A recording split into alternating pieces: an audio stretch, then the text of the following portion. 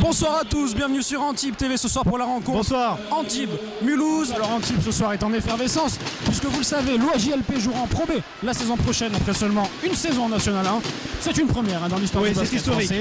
Et le public ne s'y est pas trompé. Regardez, il y a beaucoup de monde dans cette salle Jean Bunos ce soir pour le dernier match de la saison. Et pour que la fête soit totale, il va falloir finir sur une victoire, Louis. Et oui, tout à fait, le public est venu en masse pour soutenir son équipe et dire également adieu à cette salle Jean Bunos, ce temple historique chargé de souvenirs qui va malheureusement être détruit. Pour autant, il ne va pas falloir prendre ce rendez-vous à la légère, d'autant que Mulhouse joue sa place en National 1 ce soir. S'ils perdent, ils sont tout simplement relégués. Alors inutile de dire que c'est un match disputé qui s'annonce et ils sont venus avec le couteau entre les dents. Finir avec une victoire serait donc le meilleur des tapis rouges pour Antibes pour rejoindre la Pro B. Et oui, pour bien finir la saison, quoi de mieux qu'un match commenté et filmé dans les conditions du direct. Bon, qui sera le dernier puisque vous le savez, une fois en Pro B, les droits des matchs sont achetés par les télévisions. Par la télévision. Quoi qu'il en soit, profitez bien du spectacle. Les joueurs antibois, eux, sont motivés, le public présent est chauffé à blanc. Espérons que le plaisir soit total. Et oui, Antibes-Mulhouse, le dernier match du champion dans cette salle historique, c'est maintenant et c'est parti. Et c'est l'entrée des joueurs, les 10 acteurs de ce soir qui foulent le parquet une dernière fois de cette salle Jean Bunos. Et le public qui est là, et ça fait plaisir à voir, Guillaume. Ah, ça c'est beau, toujours, regardez. On avait combien? On avait 3700 spectateurs lors du match contre Toulouse. On avait commencé la saison avec 500 spectateurs au premier match. Regardez, c'est pas beau tout ça, tout ce public ce soir. Et oui, il faut avouer qu'avec un 6e homme comme ça, on ne peut qu'être champion. Et Antibes est champion. Antibes foulera les parquets de la Pro B l'année prochaine.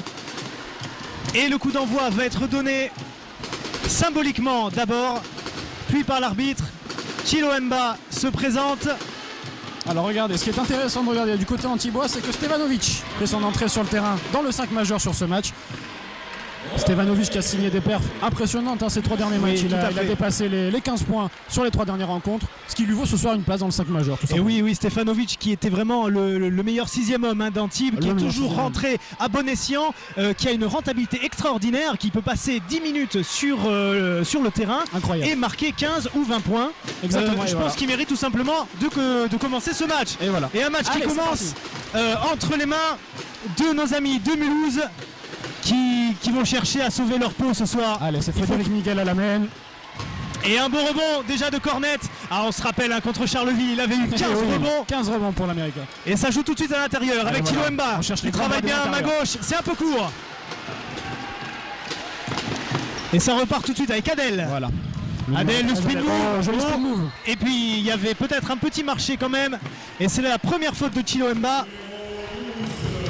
Oui, Mulhouse qui attaque tout de suite le panier. Oui, alors Mulhouse, la situation de Mulhouse ce soir elle est un peu particulière, à savoir que ils avaient perdu au match aller. Ce soir ils arrivent avec 3 joueurs qui n'avaient pas joué au match aller. Et ces joueurs, laissez-moi dire, ce sont des joueurs clés. Donc vous avez Adel Sanjay, vous avez Miguel Frédéric et Endur. Alors voilà, 3 joueurs clés qui tournent plus ou moins à plus de 10 points sur tous les matchs. Ça risque de pas être la même mayonnaise ce soir, Louis.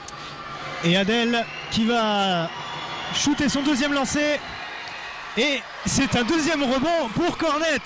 Je crois que ça commence bien pour la ligne de stats. Et il y a une très grosse défense agressive là de la part de Mulhouse. Et Soré qui annonce un système. Soré qui s'est mis un petit bandeau aujourd'hui à la Cornet. À la Cornet. Et Stevanovic sur l'aile qui essaie de provoquer, qui attend le bloc de Cornet. C'est bien joué. Voilà. Et c'est un lay-up tout en finesse de Cornet. C'est vraiment ce qu'on attend de l'Américain ce soir, de l'explosivité sous les paniers, du rebond et des pénétrations. Exactement. Et ça repart du côté de Mulhouse. À l'intérieur encore. Endur qui travaille, qui renverse. Et c'était une très jolie passe. Au 6e homme antibois au public. Oui, c'est ça, au 6e homme. Allez, on recommence du côté antibois avec Soré à la main. Et là c'est une presse de Frédéric Miguel, le numéro 15 de Mulhouse, qui prend très très haut l'attaque antiboise. Regardez Stevanovic, vraiment la force tranquille de cette équipe. 31 ans, beaucoup d'expérience. Il a joué aux États-Unis, il a joué en Serbie. Soré, un joueur d'expérience. C'est un petit peu approximatif tout ça. Et c'est repris justement par Stevanovic. Et oui, qui a marché. Et oui, là j'ai l'impression qu'il y avait 3 pas. Les 3 petits pas. Ou en tout cas 2,5. Oui. Mais en tout cas il y en avait un de trop. L'arbitre en a vu 3 et il y en a un de trop. Et ce qui est vraiment étonnant, c'est qu'Antibes aussi fait une mini-presse, si ce n'est tout terrain, en tout cas demi-terrain. Un match qui commence sur des chapeaux de roue. De toute façon, ouais. On l'a dit, Mulhouse ne va rien lâcher ce soir. Et c'est Frédéric Miguel. Il n'a pas envie de finir sur une défaite. Ça se comprend. Et là, c'est le jump shot qui ne rentre. C'est qui rentre. Et voilà, ça rentre. Ils nous font mentir. Et c'est Soré qui trouve Molinari, qui retrouve Soré. Allez, 3-2 en faveur des visiteurs. Et ça travaille avec les deux ailiers. Et avec Soré qui donne à l'intérieur. Cornet, l'homme fort vraiment à l'intérieur. Et Molinari sur Stevanovic. Oh, belle feinte. Ah, c'est dommage. Ça ressort, il reste. Et oui. Et ça s'appelle une violation des 24 secondes. Et voilà. Mais les arbitres n'ont pas sifflé. Manifestement, le ballon était parti des mains avant le gong et ça a permis à Stevanovic de prendre un rebond offensif. Et de faire son travail, de prendre un rebond offensif. Il est très gourmand au rebond offensif. Julien Soré, il est très gourmand. Ouais. Pardon, Zelimir est très gourmand au rebond offensif. Et ensuite, vous avez vu, il assure. Et c'est grâce à ça.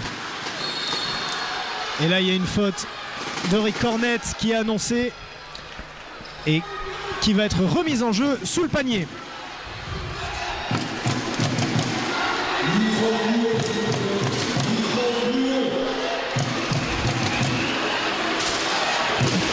Une remise en jeu qui va être opérée par Frédéric Miguel, 1m83, le meneur de 27 ans. Ah, et Stevanovic qui se fait avoir là sur son duel. Sur son duel avec Yacine Bassine. C'est marrant, ça rime. Oui. Et première faute pour notre ami Zi. Le Zi. Le Zi, comme on l'appelle, oui. Un surnom que tu suis depuis ces années de college, comme on dit, en université. Exactement.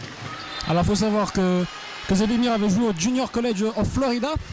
Et à l'époque, il tournait à 31 points de moyenne et 12 rebonds. C'est assez impressionnant. Hein. Ce qui lui a ouvert les portes de toutes les universités. J'imagine. Il était très convoité. Et là, c'est Soré. Dans sa jeunesse. C'est Soré qui est vraiment pris comme son ombre par Frédéric Miguel.